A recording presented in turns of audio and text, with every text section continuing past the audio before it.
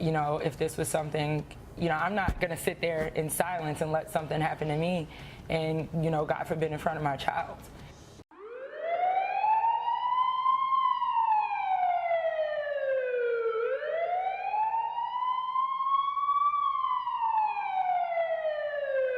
To NFL star Ray Rice, the Dallas Cowboys superstar Ezekiel Elliott. A developing headline from the NFL. Suspended football star Adrian Peterson. The Pac-Man Jones altercation. Just in, Chiefs running back Kareem Hunt has been released immediately by the team. They need our help, and we are providing it. Is the NFL really providing the help they say they are? Do the women get the justice they deserve? One of the most common off-field crimes among NFL players is domestic violence. In 2014, there were 83 arrests, making up 55.4% of total crimes committed by the players. Every year, there seems to be one or two very big cases in the NFL which are brought to national attention.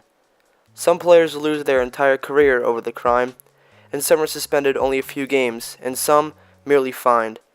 Why are some players given an upper hand when committing this terrible crime? Is it the money they bring in? Is it their popularity throughout the league? Kids all around the country play football and want to be like the big stars. Young running backs want to be like Ray Rice, and young wide receivers want to be like Brandon Marshall. These players have everything going for them until they mess it all up. Because of football's violent nature, many people believe that the players are prone to off-field violence.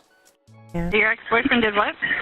Took my phone and broke it and slapped me in my face. Okay? Okay, but I'm freaking out. I understand. I understand. I was assaulted, and I need help. Okay, and who assaulted you? I think his first name is Kareem. The NFL's current domestic violence policy gives a 6-game suspension to a first-time offender for domestic violence and a lifetime ban for second-time offenders. The 6-game suspension would happen without pay, and the length of the suspension would increase depending on the severity of the case. Also, to be considered a domestic violence offender, the player would not have been found guilty in court. This personal conduct policy was approved by all 32 of the NFL owners. It was put into effect on August 22, 2014, following the Ray Rice case. I had very limited exposure to domestic violence, certainly from a personal standpoint, and that is something that I now understand that world a lot better. It took what happened to make you understand. Well, you go and I've been to shelters. I've been to a national hotline. You speak with survivors. You speak with advocates, and you understand better the complexity of this issue. Domestic abuse is a pattern of coercive, controlling behavior that is a pervasive, life-threatening crime affecting people in all our communities, regardless of gender, age, sexual orientation, race, ethnicity, religion, social standing, and immigration status. There are 5 primary types of domestic violence, including physical, emotional, economic, stalking, and sexual. Some characteristics of physical abuse include scratching, biting, shoving, slapping, punching, strangling, and burning. Characteristics of emotional abuse include name-calling, mocking, putting someone down in front of others, and talking bad about one's friends and/or family. Characteristics about economic abuse include forbidding one to work or attend school, jeopardizing one from employment, denying access to bank accounts, and running up debt in one's name. Characteristics of stalking include making unwanted visits, following without consent, checking on someone constantly, and refusing to leave when asked. The last type of domestic violence is sexual abuse. Characteristics of this include unwanted touching, rape, forcing one into doing unwanted things during intercourse, and refusing the use of contraception during sex. Domestic violence is based on power and control. Research shows that people who are known for abuse often become violent when they feel out of control. The first main reason that someone may commit an act of domestic violence is because of childhood experiences. If someone witnessed domestic violence during their childhood, they may think that it is helpful in controlling a family. The next cause is from major life changes. Domestic violence may occur if something is changing significantly in their life. For example, if someone is going through a divorce, they may look to take control out of frustration and loneliness. Also, domestic violence is often the result of excessive alcohol or drug abuse. Another reason for domestic violence to happen is a result of economic circumstances. When someone is having major or even minor financial difficulties, their stress levels might increase significantly, which can lead to violence. The last reason for domestic violence is because someone may feel a great sense of insecurity. This can happen from a breakup, causing one to feel abandoned or insecure, which can lead to an increased chance of violence. At our best, the NFL sets an example that makes a positive difference.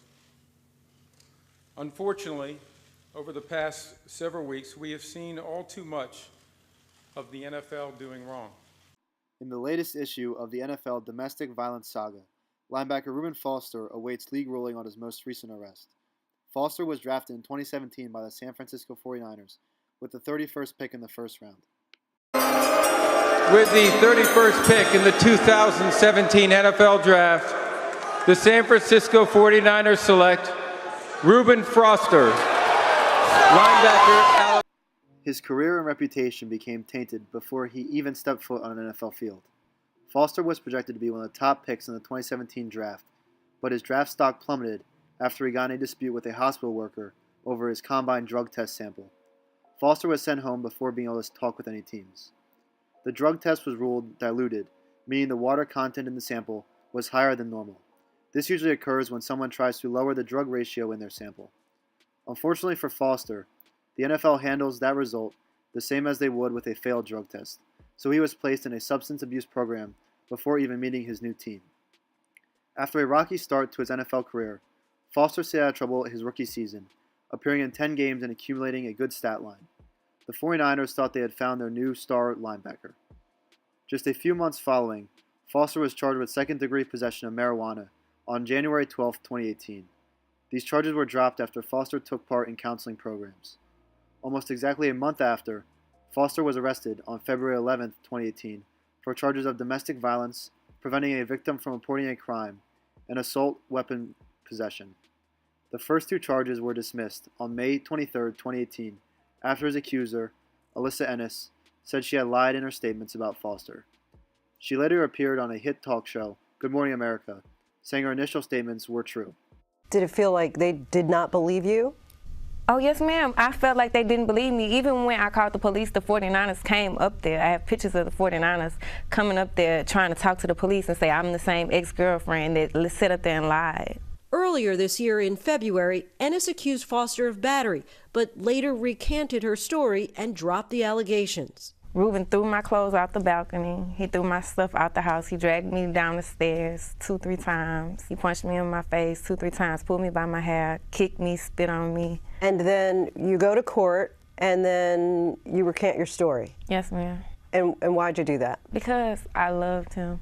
And love will have you doing things that's not in your best interest because of the person you love. She told authorities she fabricated the story as part of a money scheme. On June 6, 2018, Foster pleaded no contest to the weapon possession, resulting in 2 years of probation, 240 hours of community service, $235 worth of fines, and losing the firearm to authorities. The 49ers stood behind Foster on all these charges. Foster started off the 2018 season with a 2-game suspension for violation of the NFL's substance abuse policy and personal conduct policy. After his suspension, he started 6 straight games and again recorded an impressive stat line. On November 22, 2018, Foster was arrested for domestic violence at the 49ers team hotel in Tampa. This was his second domestic violence arrest of 2018 and his third arrest overall. He was released from the team on November 25, 2018. In a report from his girlfriend, Foster had knocked her phone from her hand, pushed her in the chest, and slapped her in the face. Only a few days after his release from the 49ers, Foster was picked up off waivers by the Washington Redskins. Before he could play in a game, he was placed on the commissioner's exempt list, not allowing him to take place in games or team practices. While a majority of the league thought his second domestic violence case would bring an end to the young Foster's career, he was picked up just days after. The team and the league received large amounts of backlash from the national media on this situation. They're tone deaf. The issue of domestic violence is so serious. You could assault somebody, and the NFL will let you in.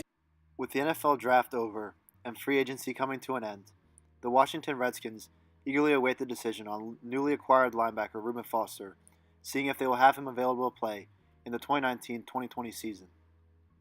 Washington Redskins president Bruce Allen has released many statements saying he expects Foster to be able to join the team soon, with no suspension.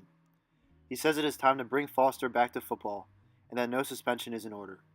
While the case was dropped by courts, the NFL is still conducting its private investigation. The main difference seen in Foster's situation with other larger domestic violence cases is that no video is released. In cases such as Ray Rice, Kareem Hunt, and Tyreek Hill, the punishment became harsher after the video was released. In situations like Rice and Hunt, the issue was known for some time, but the players were not punished until the videos were released, resulting in multiple game suspensions and finding themselves dropped from their teams. Disappointed. Disappointed. I think everybody is. He's a great kid. It's unfortunate that the situation keeps coming up. I'm sorry to hear that it happened. It's just, you hate to see it. You wish the best for the kid. On February 11th, you go to your playbook and ruin his, meaning Foster's career? Yes, sir, she said. The explosive testimony came during a preliminary hearing in which a judge will decide whether there is enough evidence to put Foster on trial for domestic violence, witness tampering, and weapons charges. Foster and his attorney said nothing when they left the courthouse, but one legal analyst who was in the courtroom said Ennis's testimony puts the domestic violence case on life support. The Washington Redskins have claimed troubled linebacker Reuben Foster off waivers from the San Francisco 49ers. Schefter broke the news about an hour ago. This comes 2 days after the Niners cut him for his most recent arrest. That was Saturday in Tampa, the day before the Niners eventually lost to the Bucs. Foster was arrested on a first-degree misdemeanor domestic violence charge, his third arrest in 2018. He was the first-round pick out of Alabama in 2017, was the Butkus Award winner as the nation's top linebacker in his final season.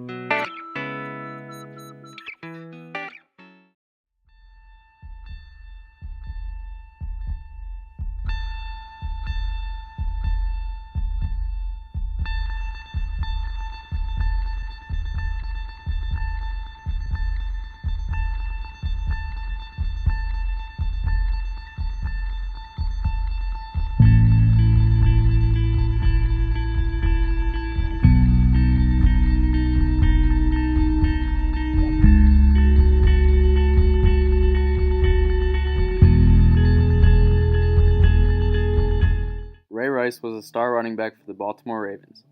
However, his fate completely changed all in one night. On February 15, 2014, Rice and his girlfriend were arrested and charged with assault. 4 days later, TMZ released a video of Rice dragging his girlfriend out of an elevator. The girl seemed to be unconscious. A month later, on March 27th, Rice was indicted for third-degree aggravated assault. In May of 2014, Ray Rice began a pretrial intervention program for rehab from the incident, allowing his case to not have to go to trial and dropping his charges if completed over the course of a year. On July 24, 2014, Rice was suspended from 2 games in the NFL and was fined $58,000. As a result of this incident, Roger Goodell revised the domestic violence policy of the NFL, changing the suspension from 2 games to 6 games for first-time offenders and a lifetime ban for those who do it a second time. On September 8th, TMZ released another video of Rice punching his girlfriend, and as a result, the Ravens released him from the team. A day later, Goodell came out and said the league had never seen the video, and the Ravens owner apologized for how the case was handled. Finally, on September 10, 2014, the Associated Press reported that a law enforcement official sent the new tape to the NFL, causing the league to open an investigation. Many nights that me and my wife sleep together, and we still have to deal with this. And her pain is my pain is her pain.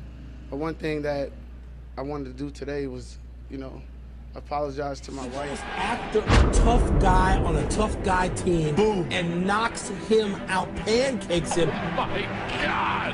As soon as I turned around, he was there, and I just lowered my shoulder and just gave him the business.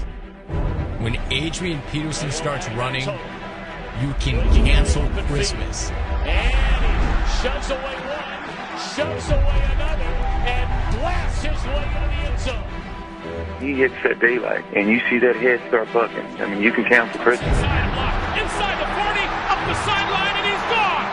296 for the day. Last Sunday. Adrian Peterson is one of the best running backs ever to play the game of football. He played in college at Oklahoma University and was drafted 7th overall in the 2007 NFL Draft.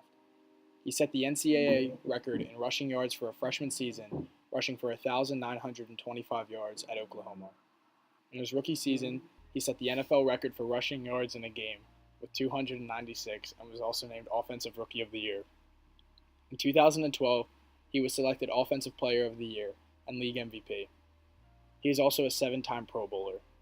He has many accomplishments as a football player and will one day be in the Pro Football Hall of Fame. There was a moment, however, where he almost ruined his career and, more importantly, his life. On September 12, 2014, Peterson was arrested in Montgomery County, Texas, after being charged of reckless injury to a child. The NFL only suspended Peterson for a game. The court took another stance on the issue, however. They placed Peterson on the NFL's Commissioner's Exempt List, which is where a player can still be under contract in the NFL, but isn't allowed to play. However, he was still under contract, making millions of dollars for nothing at all. Peterson didn't play all of the 2014 season because of what he did to his child. He beat his son with what Peterson called a switch, which was a tree branch which he lashed across his son's back, buttocks, ankles, genitals, and legs. Peterson told sources and the media that he did this to discipline his child, and that's how he was disciplined when he grew up. On November 4th, 2014, Peterson pleaded no contest to the misdemeanor charge of recklessly assaulting his 4-year-old son. He avoided a jail sentence after reaching a plea agreement with a court in Texas. He used a wooden implement to discipline his son in Spring, Texas in May, and was put on probation and also fined $4,000, which is practically nothing in terms of what he makes a year. He was also ordered to undergo 80 hours of community service. In December 2014, Harold Henderson, the NFL-appointed arbitrator for Peterson's appeal, affirmed that Peterson's unpaid suspension until at least spring 2015. Despite Peterson beating his child and leaving many physical and emotional wounds to his young boy, Peterson was reinstated to the NFL the following season for the 2015 football year. Peterson was almost arrested, and yet the NFL didn't do really much of anything. If the court didn't get involved with the case, Peterson would have been suspended for only one game in the 2014 season. If an everyday person that isn't famous beat their child with a stick and left terrible lacerations on them, they would be thrown in jail for years. Peterson wasn't even released by the Minnesota Vikings, and the NFL allowed him to play, really just for their own gain. The 4th pick in the 2016 NFL Draft, the Dallas Cowboys select Ezekiel Elliott, running back, Ohio State.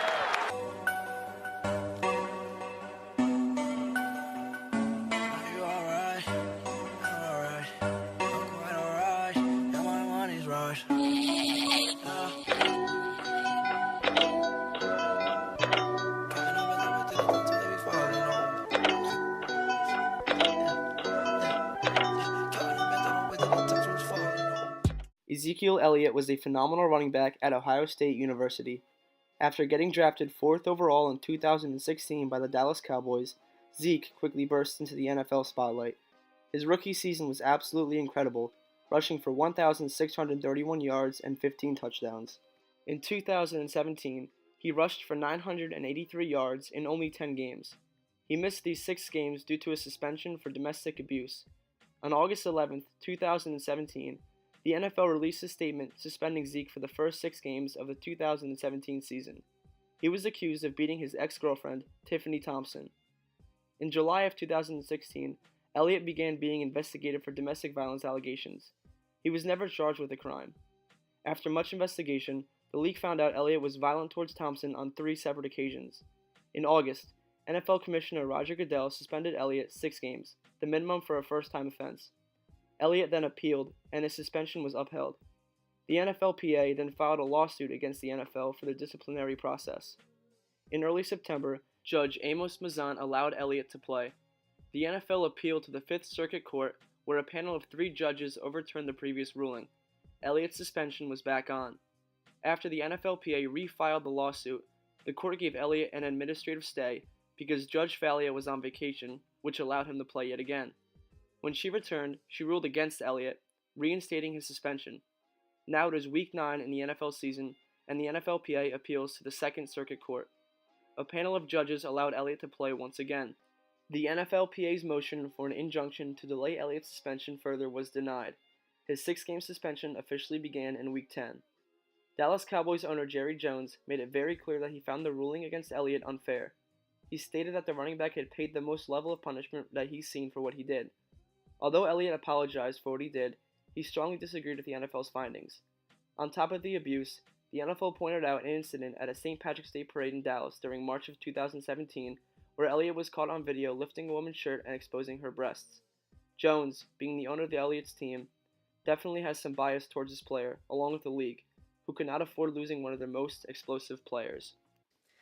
If you can conclusively prove to me that Ezekiel Elliott beat up his accuser, one Tiffany Thompson, even once, let alone several times during that week of July 16th of 2016, then I think he should be gone for the entire year. Seriously, if you can just show me and lay it out where he beat her up, even once, let alone several times, gone for the year. It's like we're on the edge right now. I wish that I could say I'm proud. I'm sorry that I let you down. Let you down. All these voices in my head get loud. I wish that I could shut them out. I'm sorry that I let you down. Let you down. The Kareem Hunt case occurred in February of 2018. Both the Chiefs and the NFL knew about this incident, and neither did anything until the video of him kicking a girl was released. Hunt was considered one of the best running backs in the league before he was released by the Chiefs. There was a lot of controversy over whether they were letting him play because of the money the league and the team were making from him. Recently, Kareem Hunt was released from the Kansas City Chiefs after a video released of him shoving and kicking a woman in a Cleveland hotel. A week after he was released, he was signed by the Cleveland Browns. He is still suspended a surprising 8 games for the crime. The Browns' general manager, John Dorsey, stated, "He still has a really good heart. He also happens to be a really good football player."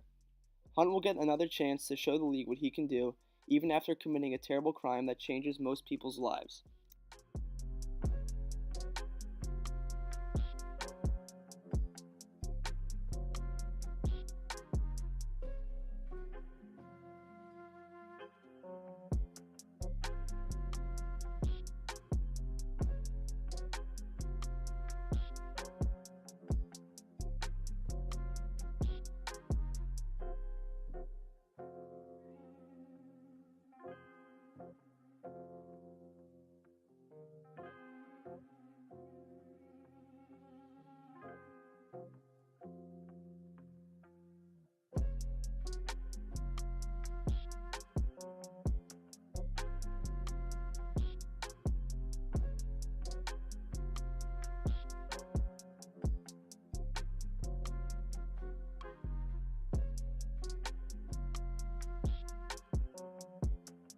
What people don't understand is the last 5 years, you've only had 2 personal foul penalties.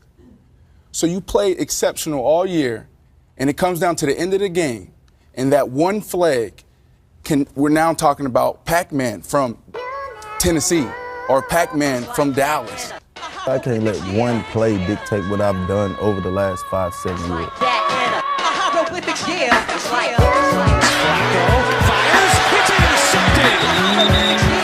Adam Jones with the pick, his first of the season. Here's one batted in the air, and goes by Cincinnati, intercepted by Adam Jones. Picked up Hoyer, Schultz gets crushed by Adam Jones. Adam Pac-Man Jones is maybe the most controversial player in NFL history. It all started back in 2005, where he was arrested for assault at a nightclub. The charges were dropped a year later. In February of 2006, Jones was about to be arrested for possession of marijuana, then began fighting police. The drug charge was dropped a year later. In April of 2006, Jones was involved in a gas station brawl where gunshots were fired. In August of 2006, he was arrested for disorderly conduct and public intoxication. Pac-Man then gets 6 months probation. In October of the same year, he spits on the face of a woman and is cited for misdemeanor assault. In February of 2007, Pac-Man is involved in a brawl where gunshots are fired and he has a melee at a strip club in Vegas. Jones is finally reprimanded by the NFL, suspending him for a whole season. Jones fights this for the next 4 months, but on June 22, 2007, he turns himself in to the Las Vegas police and is later released on a $20,000 bail. On April 23, 2008, Jones is traded from the Titans to the Cowboys. 6 months later, in October of 2008, Pac-Man is involved in an alcohol-related incident in a Dallas hotel. No charges were filed, but the NFL suspended him 6 games. The Cowboys cut Adam Jones on January 7, 2009, but that is not the end of him. In early January of 2017, Adam Jones was locked up facing assault, disorderly conduct, and spitting on a nurse. Pac-Man fought another man and poked him in the eye, fought police officers and headbutted them, then kicked them and refused to cooperate. Jones then spit on a nurse as she was trying to help him later that night. He was officially charged with misdemeanor charges of assault, disorderly conduct, and obstructing official business, and a felony count of harassment with a bodily substance. Pac-Man continues having violence issues, and this is not even the end of it. On July 11, 2018, Pac-Man was videotaped fighting an airport employee at Atlanta's Hartsfield-Jackson International Airport. Although it appeared like it was self-defense, this just demonstrates Pac-Man's anger issues and his willingness to fight. He was caught exchanging words with the employee, Frank Rajan, but punching him after Rajan went at him first. Pac-Man hit him with 2 punches and Rajan was sent to the floor. After he was out on the floor, Jones hit him with 1 more punch to his defenseless body. Adam Jones was not cited for the incident and even declined medical treatment for a laceration on his face. Frank Rajan was charged with 2 counts of battery.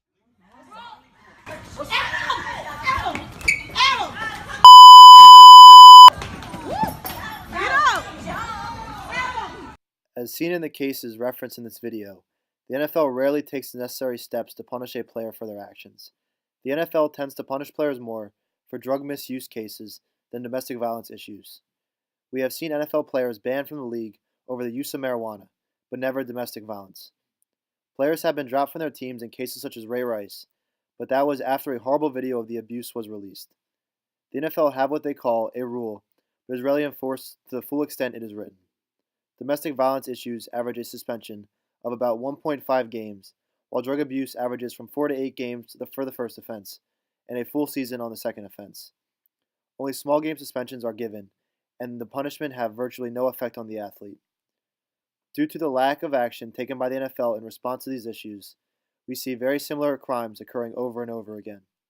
The NFL continues to fail their players and the victims of these crimes by allowing players to slide past the law with almost no repercussions. Kareem has apologized and has expressed remorse for the survivors of domestic violence. And like I said, I'll continue to do that because I know now from doing the work how gruesome it is. But you know what, guys? Apologies mean nothing if people don't feel, A, you've done the work, and that you're truly remorseful, and that this isn't just some, I don't like the word window dressing, but this isn't just some attempt to get back into football. Well, see, that for me is something that I understand why was being said early on about, you know, is this a ploy to get back into football? I mean, I'll be the first one to say it. I don't have to retire to tell you I'm done with football. Are you? Yeah, I really have no desire because, I'll be honest with you, and it's not the game of football. Mm-hmm. I love football. I'm coaching. I'm helping out youth. Mm-hmm. I just feel like the pressure I was under of being a star, that was the person I hated the most.